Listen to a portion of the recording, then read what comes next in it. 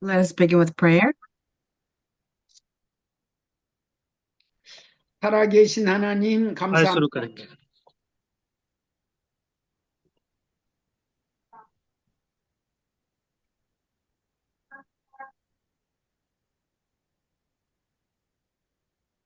잘 안 들리네요. 통역하는 분. 목사님 시작하시면 다시 됩니다. 해주세요. 하나도 안 들렸어요. 예.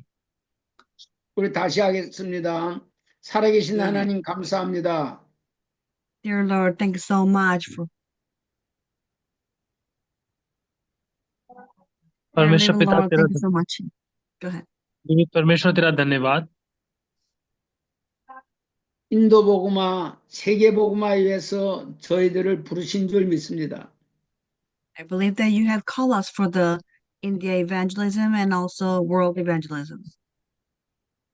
और परमेश्वर हमारे भारत के और पिता संसार के सारे सुसमाचार प्रचार के लिए धन्यवाद।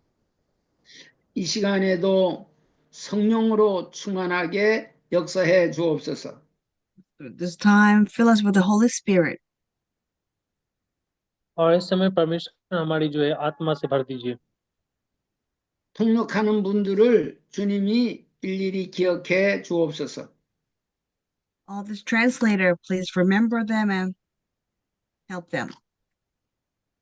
और हमारे जो अनुवादक हैं उनको याद रखने में और ट्रांसलेशन करने में मदद करें। 저들의 수고가 헛되지 않도록 많은 상이 있어지게 하옵소서. Well, net there, all the hard dedication may not be a waste, go waste, then bless them with a rewarding. और परमेश्वर हम लोगों को आगे बढ़ने में हमारी मदद करे और सब बातों के ऊपर अपना नियंत्रण रखे। 모든 신학생들에게 주께서 성령으로 충만하게 역사해 주옵소서. To all the theology students, fill them with the Holy Spirit. और सभी विद्यार्थियों को प्रभु हम तेरे हाथों में सौंपते हैं, आप उनके जीवन में काम करें। 2000년 전에 십자가에서 모든 문제 다 이루었다고 해주신 예수 그리스도의 이름으로 기도하옵나이다. 아멘. We pray in the name of Jesus, who had finished everything on the cross.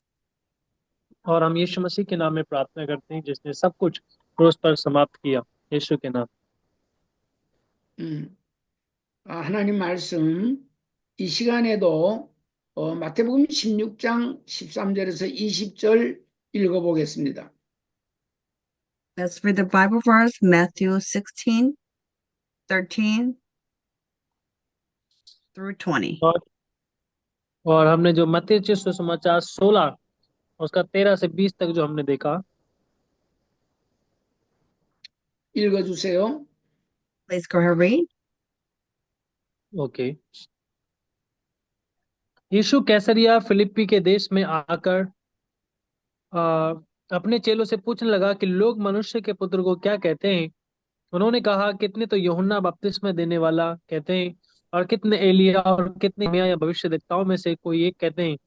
उसने उनसे कहा, परंतु तुम मुझे क्या कहते हो? शमौन पतरस ने उत्तर दिया कि तू जीवित परमेश्वर का पुत्र मसीह है, और के पुत्र धन्य हैं, क्योंकि मांस और लहू ने नहीं, परंतु मेरे पिता ने जो स्वर्ग में है ये बात तुझ पर प्रकट की। और मैं भी तुझसे कहता हूं कि तू पतरस है, और मैं इस पत्थर पर अपनी कलीसिया बनाऊंगा, और अधोलोक के फाटक उस पर प्रबल न होंगे। मैं तुझे स्वर्ग के राज्य की कुंजियां दूंगा, और जो कुछ तू पृथ्वी पर बांधेगा वह स्वर्ग में बंधेगा, और जो कुछ तू पृथ्वी पर खोलेगा वह स्वर्ग में खुलेगा। तब उसने चेलों को चिताया कि किसी से न कहना कि मैं मसीह हूँ। आमीन। 제목은 베드로가 받았던 천국 열쇠를 받아야 이런 제목입니다. The title is We Must Receive the Answer that Paul had received about we need to receive the keys to the kingdom of heaven. और हम लोगों को जो आज हमारे पास जो विषय है वो ये है कि हम जो है स्वर्गीय उत्तर को पाएं और स्वर्ग की कुंजियों को हासिल करें। 천국 열쇠를 받으면 일평생 신앙 생활이 누려집니다. If we receive the keys to the kingdom of heaven, rest of our life that we'll be able to enjoy the Christian life. और इसलिए हम अगर इस बात को समझ जाते हैं तो फिर हम लोग मसीह जीवन को बड़े आनंद से अपने जीवन में महसूस कर पाएंगे। 마태복음 16장 16절 베드로가 고백한 것처럼 고백하면 우리 모두에게 천국 열쇠를 주는 겁니다.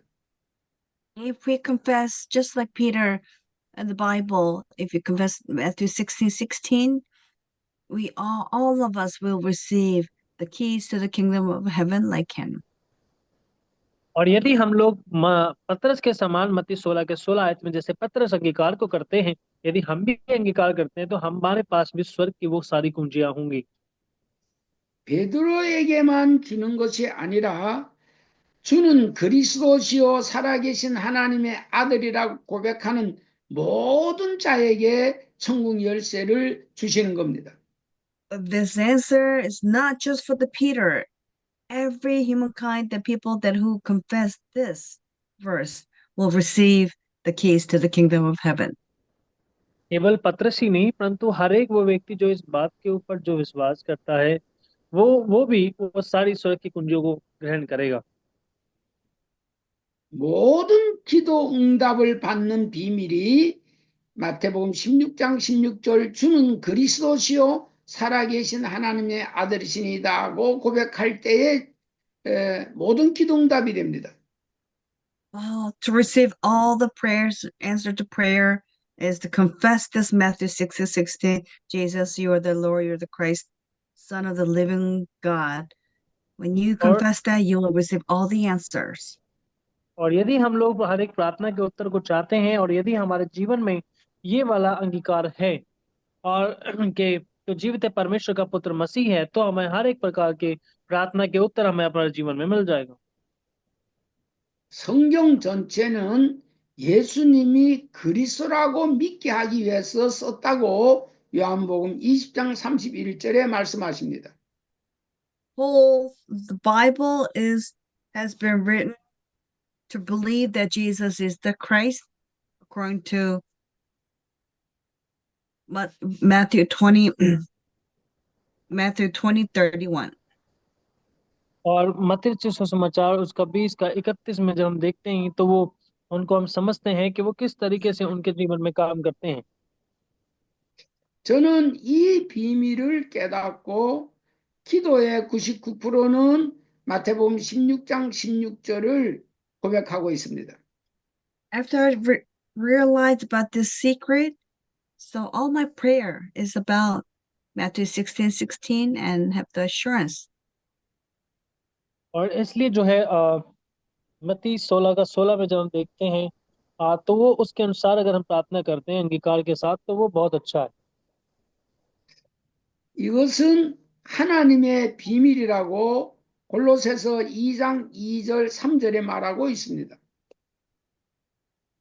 It's described, this is the secret of God, Colossians 2:3.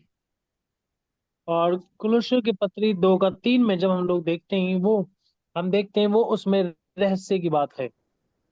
골로새서 2장 2절 3절을 한번 읽어보시기 바랍니다.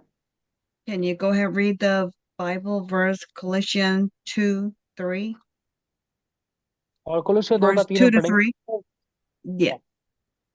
ताकि उनके मनों में शांति हो और वे प्रेम से आपस में गठे रहें और वे पूरी समझ का सारा धन प्राप्त करें और परमेश्वर पिता के भेद को अर्थात मसीह को पहचान लें, जिसमें बुद्धि और ज्ञान के सारे भंडार छिपे हुए हैं। आमीन। 예수님께서 친히 직접 제일 기뻐하셨습니다. Jesus himself was very happy with it. और यीशु खुद अपने आप में वो बहुत खुश है इस बातों को लेकर। 마태복음 16장 20절에 예수님이 직접 말씀하십니다. According to Matthew 16:20, Jesus confessed himself. और यीशु मत्ती 16 का 20 में वो खुद इस बात को कहते हैं। 예수님을 정확하게 믿어야 되는데 예수님이 그리스도라고 믿는 것이 가장 정확한 것입니다. this Christian life, we must believe in Jesus properly, correctly. But then how to do that is to believe he is the Christ. और वो इस बात को देखते हैं कि कि वो खुद ही मसीह है। 예수님이 오셨을 때도 많은 사람들이 예수님을 몰라봤습니다. When Jesus came to earth, and even if he came, many people did not recognize him. और इसलिए बहुत सारे लोग हैं जो उसको फिर अंगीकार तो करेंगे लेकिन उसको समझ नहीं पाएंगे, समझने में थोड़ा सा भूल चूक कर सकते हैं। 예수님 오시기 전에 최소한도 4,000년 동안이나 그리스도가 온다고 예언을 했습니다. Before Jesus came, for throughout 4,000 years, it was prophesied और हम that he देखते will लगभग come. 4,000 साल पहले ही वो पहले इस बारे में भविष्यवाणी की गई। 예수님이 오시고도 지금 2,000년이 넘었습니다. It's been 2,000 years since he came. और इसलिए वो 2,000 साल पहले आए। 그런데 지금도 초대교회 같이 우리 예수님이 그리스도라고 알고 믿는 자가 너무너무 적습니다. So even if they came, there's very little people who believe that Jesus is the Christ, just like the early church members. और इसलिए जो है वो इसी तरीके से जो है इसको ग्रहण करते, जैसे पहली शताब्दी जो पहली कलीसिया थी वो उस तरीके से इसको ग्रहण करती थी। 하나님의 성령을 받아야만 깨달아지는 것이 그리스도입니다. We must receive the Holy Spirit in order for to be able to understand or recognize that he is the Christ. और इसलिए वो जो है इन बातों को समझे और इस बात को अंगीकार करे कि यीशु ही मसीह है करके, तब उसके जीवन में ये बातें हो जाएंगी। 초대교회에 마가다락방에서 기도하다가 성령 받았습니다. The early church, they gather up at the Mark's Supper and receive the Holy Spirit. और इसलिए पहली शताब्दी की कलीसिया मरकुस के ऊपर वाले कमरे में इकट्ठा हुए और फिर उन्होंने पवित्र आत्मा को अपने जीवन में ग्रहण किया। 이 하나님의 성령을 받은 자만이 고백하고 할 수 있는 것이 그리스도입니다. People could only confess that he is the Christ who received this Holy Spirit from और God. इसलिए वो जो इस बात को अंगीकार करते हैं कि वो पवित्र आत्मा को ग्रहण करें और पवित्र आत्मा के द्वारा काम करें। 성령 받은 자는 다른 거 하지 않습니다. 예수가 그리스도다 이 고백을 하게 되어 있습니다. People who receive the Holy Spirit, they don't do anything else.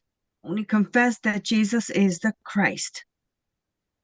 और इसलिए जे हमें लोगों को ये अंगीकार करना है कि यीशु ही मसीह है। 성령 받은 제자들이 날마다 무엇을 했는가? 사도행전 5장 41절 42절을 했습니다. Referring to Acts 5:41 to 42, it indicates that people who receive the Holy Spirit, what have they done? और इसलिए जो है प्रेरितों के काम उसका 5 अध्याय उसका 41 और 42 आयत वो इस बात को दिखाते हैं कि पवित्र आत्मा पाने के बाद उन्होंने क्या क्या किया। 최고 전도자 바울은 성령 충만한 사람이었습니다. So therefore, the evangelist Paul, he was filled with Holy Spirit. और इसलिए जो है वो जो है पवित्र आत्मा से भर गए और पूर्ण तरीके से पवित्र आत्मा में भरकर काम करने लगे। 이 성령 충만했던 바울은 고린도전서 2장 2절만 하기로 작정을 했습니다. This Paul, who was filled with the Holy Spirit, he made a resolution to just one thing. It's recorded in 1 Corinthians 2:2. और हम देखते हैं जो पौलुस है वो जो है और उसका हम देखते हैं वो किस तरीके से अपने जीवन में जब पवित्र आत्मा को पा लेता है, उसका जो एक ही मेन जो उद्देश्य था, उसके जीवन का लक्ष्य और वो जो दुनिया में बदलाव लेकर आना चाहता था वो यही था कि वो उस बात को कुरिन्थियों में लिखता है, पहले कुरिन्थियों 2:2 में लिखता है 우리 인도 신학교에서는 정말 성령 충만한 강사들이 다른 거 하지 말고 오직 예수가 그리스도다 이 복음만 전하게 되기를 기도합니다. And throughout the India theology school, all the teachers, all the professor, I wish upon them to really proclaim only about that Jesus is the Christ. और वो इस बात को अंगीकार करते हैं कि वो सब लोगों में सुसमाचार प्रचार करते रहे, लेकिन इस बात को जानने के लिए उत्सुक रहे कि यीशु ही मसीह है, उसको जान जाऊं। 다른 거 하면 갈라디아 1장 6절에서 10절 말씀대로 저주받기 때문에 그렇습니다. If we do something else, just like the current Colossian 1, verse 1 to 6, and we will be cursed. और इसलिए जो लोग उस पर विश्वास नहीं करें वो श्रापित हो जाएंगे। 찾아 읽어보시기 바랍니다. I want you to go ahead and read that verse, Galatians 1, verse 1 to 6. Galatians chapter 1. Galatians. Yeah. Chapter 1, verse 1 to 6. Okay. पौलुस की जो न मनुष्य की ओर से और न मनुष्य के द्वारा वरन यीशु मसीह और परमेश्वर पिता के द्वारा जिसने उसको मरे हुए में से जिलाया प्रेरित है, और सारे भाइयों की ओर से जो मेरे साथ है गलतिया की कलीसिया के नाम, परमेश्वर पिता और हमारे प्रभु यीशु मसीह की ओर से तुम्हें अनुग्रह शांति मिलती रहे। उसी ने अपने आप को हमारे पापों के लिए दे दिया ताकि हमारे परमेश्वर और पिता की इच्छा के अनुसार हमें इस वर्तमान बुरे संसार से छुड़ाए। उसकी स्तुति और बड़ाई युगानुयुग होती रहे, आमीन। मुझे आश्चर्य होता है कि जिसने तुम्हें मसीह के सुसमाचार में बुलाया उससे तुम इतनी जल्दी फिर कर और ही प्रकार के सुसमाचार की ओर झुकने लगे। 복음을 깨달은 자, 다시 말하면 예수가 그리스도라고 깨달은 자들은 다른 거 할 이유가 없습니다. Someone who recognized that Jesus was the Christ about that gospel, there is no other reason that why they shouldn't do something else rather than proclaiming this gospel. और इसलिए जो है वो इन बातों को देखते हैं कि वो इन सुसमाचार में बने हुए हैं और एक ही सुसमाचार को प्रचार प्रसार कर रहे हैं, लेकिन दूसरा भी सुसमाचार वहां देखने को मिल रहा। 우리 예수님은 이 땅에 오셔서 내가 그리스도라고 그거를 계속해서 가르쳤습니다. This Jesus, when he was here, all throughout, he was just teaching about that I am the Christ.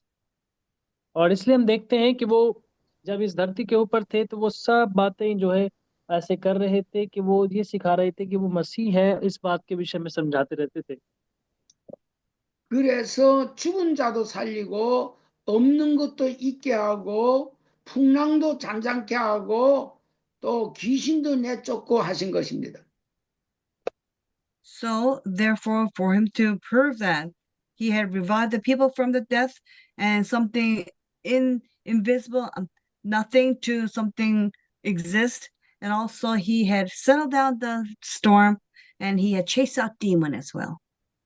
और उसने जो है समुद्र को जो अंदर की लहरें थी उसको थाम दिया और जो दुष्ट आत्माएं थी उनको निकाल दिया और बहुत सारी बातें उसने कर दी। 그리스도만이 할 수 있는 그러한 일을 하신 겁니다. He has done that only the Christ could accomplish. और इसलिए जो है उसने बहुत सारे कार्यों को इस प्रकार पूरा करके दिखाया। 제자들을 비롯해서 모든 사람들이 예수님께서 그리스도이심을 믿게 하기 위해서 예수님은 제자들을 데리고 다니셨습니다. Jesus wanted to his disciple to believe that he's the Christ. That's the reason why he took his disciple around and lived with them. और इसलिए वो जो है उनके साथ साथ रहा और उसके चेले उसके इर्द गिर्द में रहा करते थे और उसके चारों तरफ रहकर सीखते थे। 베드로는 이 고백을 함으로 천국 열쇠까지 받았습니다. And Peter, when he had confessed this confession, he had received the keys to the kingdom of heaven. और पतरस ने इस बात का अंगीकार करके उसने स्वर्ग की कुंजियों को प्राप्त किया। 저와 여러분도 베드로처럼 날마다 고백하게 되기를 주의 이름으로 축원합니다. I truly wish upon you and bless you that we could confess this every single day. और इसलिए जो ये अंगीकार है वो हमें हर एक प्रतिदिन में हमें इस बात का अंगीकार करते रहना चाहिए।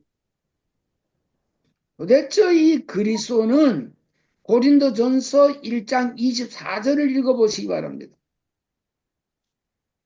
So therefore, in order for us to understand who is this Christ, I want you to go ahead and read 1 Corinthians 1, verse 2.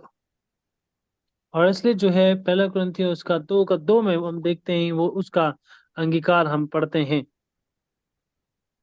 로마서 8장 1절 2절을 한번 읽어보시기 바랍니다.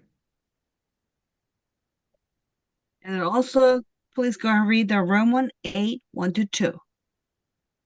और रोमन्स चैप्टर रोमियो की पत्री उसका 8 अध्याय उसका 1 और 2 आयत जब हम पढ़ते हैं, सो लेट मी रीड। सो अब जो मसीह यीशु में है उन पर दंड की आज्ञा नहीं, क्योंकि वे शरीर के अनुसार नहीं वरन आत्मा के अनुसार चलते हैं, क्योंकि जीवन की आत्मा की व्यवस्था ने मसीह यीशु में मुझे पाप की और मृत्यु की व्यवस्था से स्वतंत्र कर दिया।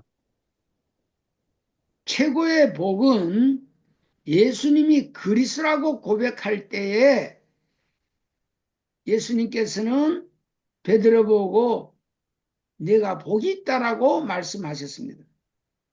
This earth, the most blessing of blessing is when you confess that Jesus is the Christ, you are the blessed one. That's what he said to Peter. और इसलिए जब हम जो है इस बात का अंगीकार करते हैं तब हम इस बात को कहते हैं कि हम आशीषमय हैं, धन्य हैं हम। 그리스도 안에서만이 저와 여러분이 거룩하고 흠이 없게 됩니다.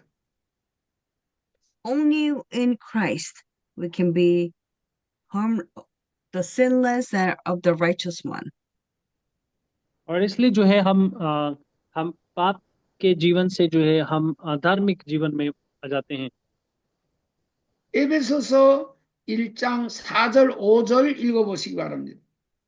Ephesians chapter 1, 4 to 5. Please go ahead and read that verse for them. Ephesians chapter 1. Yes, Ephesians chapter 1, verse 4 to 5. और इफिसियों की पत्री उसका 1 अध्याय 4 से 5। जैसा उसने हमें जगत की उत्पत्ति से पहले उसमें चुन लिया कि हम उसके निकट प्रेम में पवित्र और निर्दोष हों, और अपनी इच्छा की सुमति के अनुसार हमें अपने लिए पहले से ठहराया कि यीशु मसीह के द्वारा हमें उसके लेपालक पुत्र हों। आमीन। 저와 여러분이 베드로가 받았던 축복을 모두가 받아 누리게 되기를 주의 이름으로 축원합니다. I truly wish upon you and bless you with all of you received the blessing that Peter had received. और मैं इस आप लोगों के लिए बड़ी आशा करता हूं और प्रार्थना करता हूं कि जिस प्रकार पतरस ने उस आशीष को ग्रहण किया वैसे ही आप लोग भी करें। 주는 그리스도시요 살아계신 하나님의 아들이시니다라고 고백했을 때에 17절, 18절, 19절을 다시 한번 읽어보시기 바랍니다. 마태복음 16장 17절에서 19절. When you confess, just like Peter, that you are Jesus, you are the Christ, you are the Son of the living God, upon the confession, it indicates on the Matthew 16, verse 17 to 19, it indicates what kind of blessing you will receive. Can you please go ahead and read that verse for them? और मत्ती रचित सुसमाचार 16 अध्याय उसकी 17 से लेकर 19 आयत तक की जब हम बात पढ़ते हैं, तो जब हम पतरस के समान उसको जीवित परमेश्वर के पुत्र मसीह यीशु का अंगीकार करते हैं तो वो आशीष हमें मिलती है। 17 से 19। यीशु ने उसको उत्तर दिया कि हे शैमोन योना के पुत्र, तू धन्य है, क्योंकि मांस और लहू ने नहीं परंतु मेरे पिता ने जो स्वर्ग में है यह बात तुझ पर प्रकट की है। और मैं भी तुझसे कहता हूं कि तू पतरस है, और मैं इस पत्थर पर अपनी कलीसिया बनाऊंगा और अधोलोक के फाटक उस पर प्रबल न होंगे। मैं तुझे स्वर्ग के राज्य की कुंजियां दूंगा, और जो कुछ पृथ्वी पर बांधेगा वह स्वर्ग में बंधेगा, और जो कुछ पृथ्वी पर खोलेगा वह स्वर्ग में खुलेगा। आमीन। 이 영적 비밀, 영적 축복을 저와 여러분이 깨닫게 되기를 바랍니다. Really wish that you and I could realize the spiritual blessing. और ये इस तरीके की बात है जो हमें आत्मिक आशीषों को लेकर आती है। 바울은 이 그리스도를 깊이 깨달은 사람입니다. Paul is the one that who recognized upon this Christ deeply. और इसलिए जो है हम जो मसीह को जो और गहराई से समझते हैं उनको हम आगे बढ़ जाते हैं। 빌립보서 1장 21절에 내게 사는 것은 그리스도니 죽는 것도 유익하다라고 바울은 고백했습니다. Paul confessed on the Philippians 1 to 2, whether I live or die, even if I have to die, it'll benefit the gospel. और इसलिए फिलिपियों की पत्री 1:2 में लिखा हुआ, यदि मैं प्रभु के लिए मर भी जाऊं तो भी मुझे कोई दिक्कत नहीं है। 오늘 저와 여러분이 마태복음 16장 13절에서 20절을 완전히 이게 이렇게 깨달아지고 또 이것을 일심전심 지속으로 전해야 됩니다. So today, you and I should really recognize and understand about the blessings, and after following after the confession about Matthew 16 to 20, and और इसलिए follow यदि that and relate that to one whole heart together और and यदि हम continuously. लोग या अगर हम लोग मत्ती रचित सुसमाचार 16 अध्याय की उस जो है अंगीकार को हम अपने जीवन में प्राप्त करते हैं, जैसे पतरस ने ग्रहण को किया, उसी प्रकार यदि हम उसको करते हैं तो हमारे जीवन में वही आशीषें जो पतरस को मिली, वही आशीषें हमारे जीवन में आ जाती हैं और हम सब लोग मिलकर उन आशीषों को प्राप्त करने के लिए आगे बढ़ जाते हैं। 초대교회는 그것도 예수님을 열심히 따라다니던 자들도 다 틀리게 알고 있었습니다. Even all the follower of the Jesus, the early church members, they understood all of them understood different way about Jesus. और इसलिए जो है वो सब लोग यीशु को अलग अलग तरीके से समझ रहे थे, और लेकिन फिर भी अलग अलग तरीके से समझ रहे थे, लेकिन फिर भी यीशु के पीछे चल रहे थे। 오늘 우리 인도 신학생 모두가 예수님이 그리스도라고 고백하고 깊이 깨달아서 남은 여생 누리며 살게 되기를 주의 이름으로 축원합니다. Yeah, we shall put all this India theology student that you could truly recognize Jesus as a Christ deeply, and rest of your life, hopefully, you can really deliver this about gospel of the Christ to the world. और इसलिए जो है हम लोगों को इस भारत के सुसमाचार प्रचार करने वाले लोगों को हम देखते हैं कि उनके जीवन में काम हो जाए। 예수가 그리스도라고 고백이 되어질 때에 주님은 이것저것 축복해 주셨습니다. If you could confession will take place as a Jesus is the Christ, God will bless you all around. और यदि हम इन बातों को देखते हैं तो हम अपनी आशीषों को प्राप्त करेंगे और अपने इर्द गिर्द में सब तरफ में हम इन चीजों को देख पाएंगे। 이제 이 그리스도 고백은 바로 모든 기도 응답의 문이 열리는 고백입니다.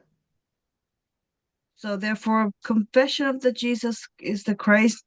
That's the door. That's the gate of opening up all the answers. और इसलिए जो है जब हमारे पास ये अंगीकार होगा तो हम हर तरीके की आशीषें अपने जीवन में पा पाएंगे। 이 예수 그리스도는 어제나 오늘이나 영원토록 동일하다고 히브리서 13장 8절에 말씀하십니다. According to Hebrew 13:8, this Christ is yesterday and today and forever always gonna be forever maintained the same. और इब्रानियों 13 का 8 में जब हम लोग पढ़ते हैं, यीशु मसीह कल और आज और युगानुयुग एक जैसा है। 실제로 신학교와 여러분 교회에서는 오직 예수가 그리스도다라고 늘 시인하고 고백해야 됩니다. Realistically, all the theology students should confess that Jesus is the Christ every single और day. और इसलिए हम लोगों को जो है अपने जीवन में इस बात का अंगीकार करना है प्रतिदिन, जो भारत के जो धर्म वैज्ञानिक विद्यार्थी हैं, कि हमें हर एक दिन ये बात अंगीकार करना यीशु ही मसीह है। 이것은 바로 요한복음 20장 31절의 성경 전체의 핵심이라고 말하고 있습니다. So Bible's indicating that this is the whole story about the gospel Bible. John 20:31 is indicating. और इसलिए सारी बातें जो है यूहन्ना 20 अध्याय उसके 31 आयत की ओर आकर्षित होती हैं, जिसमें सब बातों को हम लोग देखते हैं। 누가복음 17장 21절에 저와 여러분에게 하나님의 나라가 임해 있습니다. According to Luke 17:20, to you and I, kingdom of heaven's work has been worked within our lives.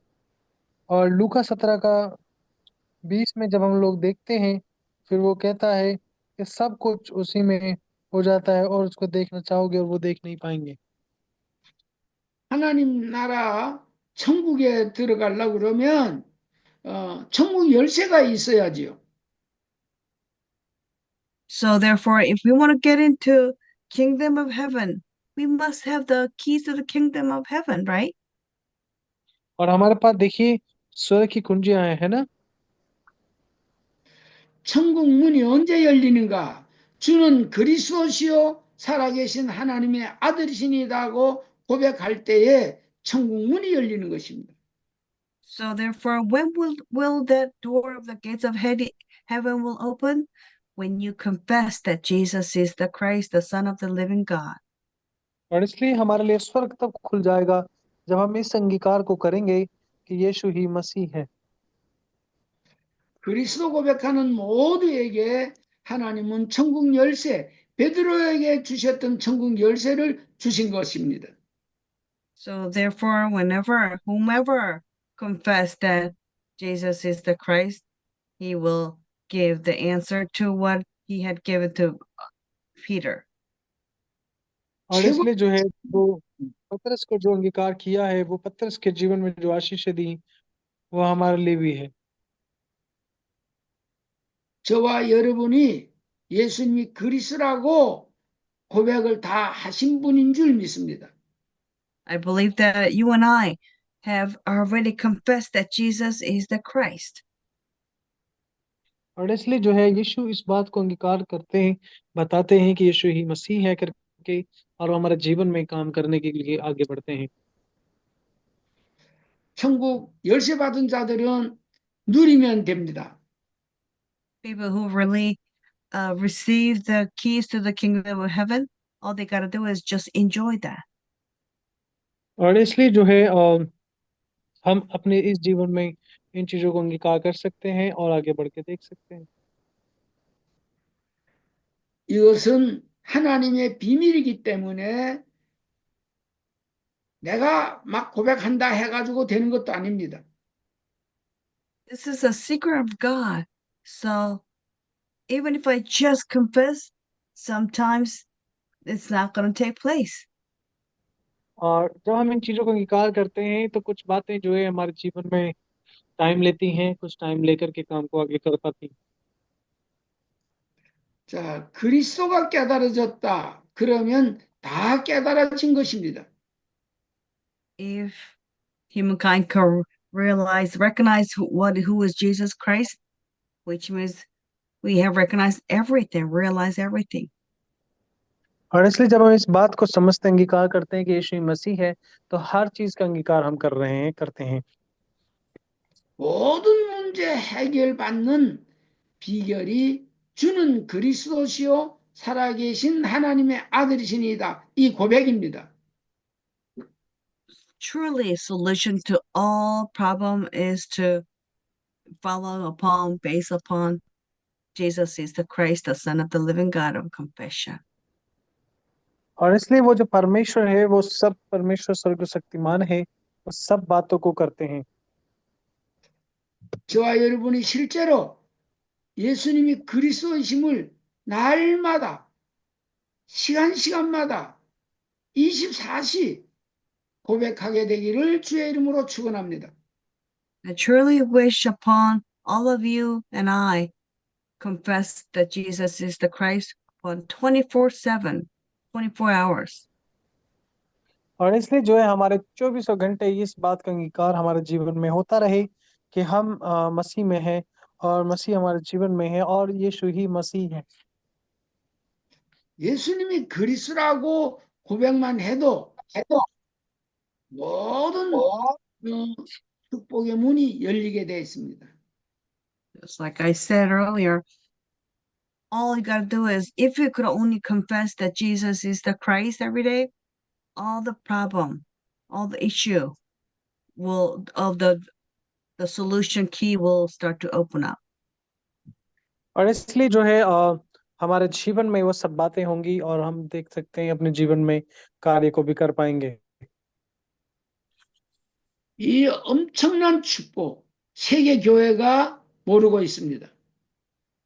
This unbelievable great blessing. The world church in this world do not understand this. और इसलिए जो है हमको इन बातों को समझना, जबकि संसार इन बातों को आसानी से समझ नहीं पाता है। 최고의 고백인 줄 여러분은 빨리 깨닫고 여러분이 늘 베드로처럼 고백하게 되기를 주의 이름으로 축원합니다.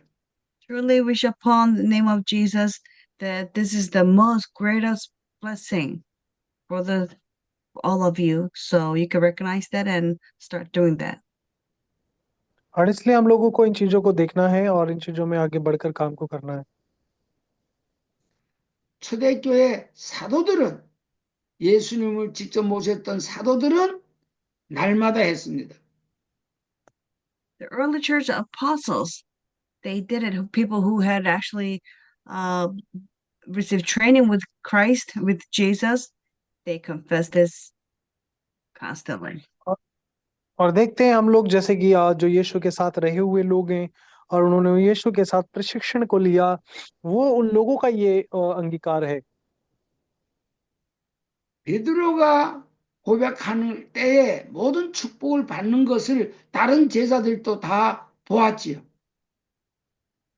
All the rest of the disciple actually saw the Peter receiving that blessings when he confessed that.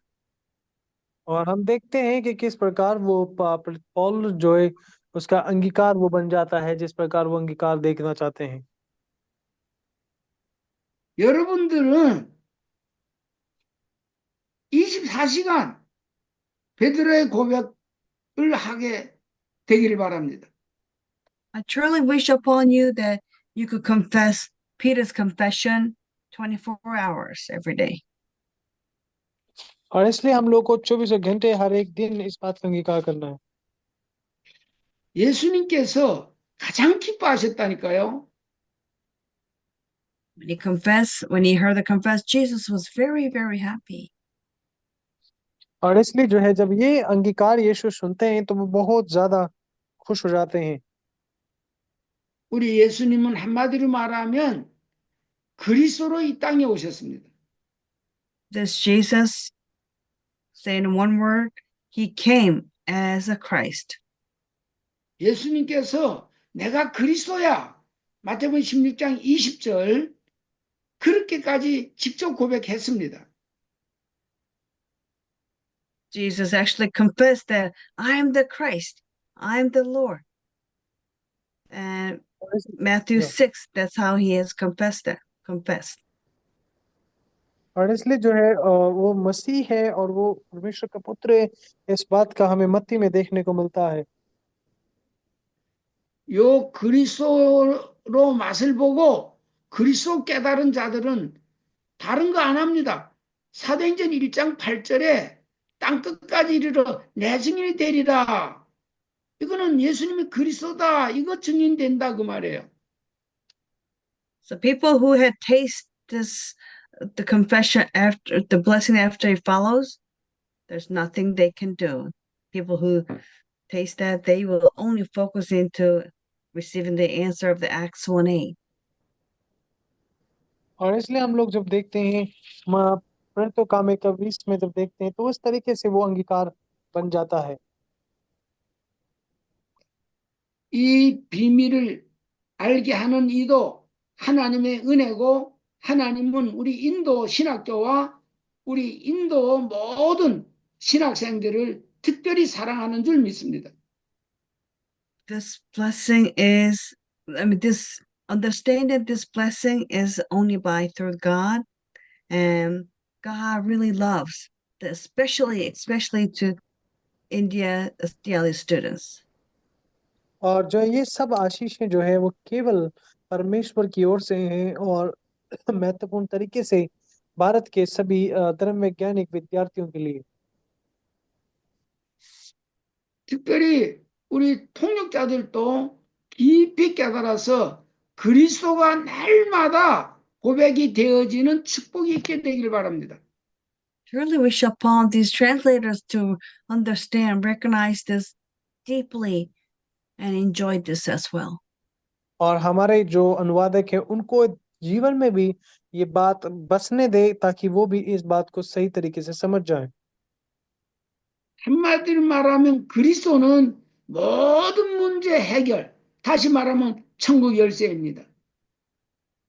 And speaking of one word, Jesus is the one that who had resolved all problem in this whole wide world. And that's the key to the kingdom of heaven, we call it. और इसलिए जो है हम अपने जीवन में देख सकते हैं कि किस तरीके से हमें उनको आगे बढ़ना और अपने जीवन में कार्य को करना है। 그리스도의 참맛을 본 자들은 다른 거 할 이유도 없습니다. People who had tasted truly tasted the answer of the Christ, there's no reason for us to do anything else. और इसलिए हम देख सकते हैं कि किस प्रकार हम कार्य करें, किस प्रकार हम अपने जीवन में उन बातों को अपने जीवन में रख सकते हैं। 다시 한번 마태복음 16장 13절에서 20절을 천천히 읽어보시기 바랍니다. One more time, I would like you to read Matthew 16, verse 16 to 20 slowly for them. और मत्ती 16 का 16 से 20 हम चाहते हैं कि दोबारा हम उसको पढ़ें और आराम आराम से। मत्ती 16 का 16 से 20 यहाँ लिखा, सैमोन पतरस ने उत्तर दिया कि तू जीवते परमेश्वर का पुत्र मसीह है। यीशु ने उसको उत्तर दिया कि हे सैमोन, योना के पुत्र, तू धन्य है, क्योंकि मांस और लहू ने नहीं परंतु मेरे पिता ने जो स्वर्ग में है ये बात तुझ पर प्रकट की है। और मैं भी तुझसे कहता हूँ कि तू पतरस है और मैं इस पत्थर पर अपनी कलीसिया बनाऊंगा और अधोलोक के फाटक उस पर प्रबल न होंगे। मैं तुझे स्वर्ग के राज्य की कुंजियां दूंगा और जो कुछ तू पृथ्वी पर बांधेगा वह स्वर्ग में बंधेगा और जो कुछ तू पृथ्वी पर खोलेगा वह स्वर्ग में खुलेगा। तब उसने चेलों को चिताया कि किसी से न कहना कि मैं मसीह हूँ। आमीन। 자, 우리 기도하고 마치겠습니다. Let us pray and end the message. आइए हम प्रार्थना करें और संदेश के ऊपर। 살아계신 아버지 감사합니다. Dear Lord, thank you so much to the living Lord. और परमेश्वर तेरा बहुत बहुत धन्यवाद जो जीवित प्रभु है। 하나님의 비밀인 그리스도를 또 증가하게 하시니 감사합니다. Thank you so much for allowing us to know the secret of the Christ. और इसलिए प्रभु हम तेरा धन्यवाद करते हैं कि तू हमें बुद्धि दिया है सीखने के लिए। 모든 신학생들이 베드로처럼 그리스도 고백해서 베드로가 받았던 천국 열쇠를 받아 누리게 하옵소서. allow all the other students confess what Peter had confessed and truly enjoy the keys to the kingdom of heaven. और प्रभु होने दे जो लोग धार्मिक विज्ञान के हमारे यहाँ पे विद्यार्थी हैं भारत के अंदर, वो भी वही अंगीकार करें जो पतरस ने किया है, और वो स्वर्ग की कुंजियों की आशीषें उनको भी मिलने पाए। 통역자들에게도 특별히 이 천국 열쇠를 받아 누릴 수 있도록 영안을 열어 주옵소서. And bless this translator to truly recognize this and enjoy it, apply to their life, and help them to open up the spiritual eye as well. और हम दो अनुवादकों को भी प्रभु आप आशीष दें, इनको भी याद रखने के लिए मदद करें और सच्चाई में और गहराई में वचन को सीखने के लिए मदद करें। 그리스도 안에 있는 지혜와 지식의 모든 부활을 찾았을 수 있도록 축복하옵소서. Please bless them with they can truly discover the blessings inside of the Christ. और इसलिए हम मसीह की ओर से भी जो है परमेश्वर से कार्य को करेंगे, और इसमें हम परमेश्वर की ओर से भी आगे बढ़ने की कोशिश करेंगे। 그리스도 대신 예수 그리스도의 이름으로 기도했습니다. 아멘. We pray in the name of Jesus Christ, who is true Christ in the Lord in this world. और इसलिए हम जो है मसीह को लेकर आगे बढ़ेंगे, जो जो सच में परमेश्वर का पुत्र मसीह है। 아멘. Amen. 땡큐. 저는 또 멕시코 강의가 바로 있어서 이렇게 나가도록 하겠습니다. I have Mexico lecture right after this, so I'm going to be leaving. Thank you. See you next time. Okay. Bye-bye. 바이바이. Bye bye. 예수님은 그리스도. Jesus is the Christ. Jesus is the Christ. 이 목사님 마치겠습니다. 수고하셨습니다. 예수님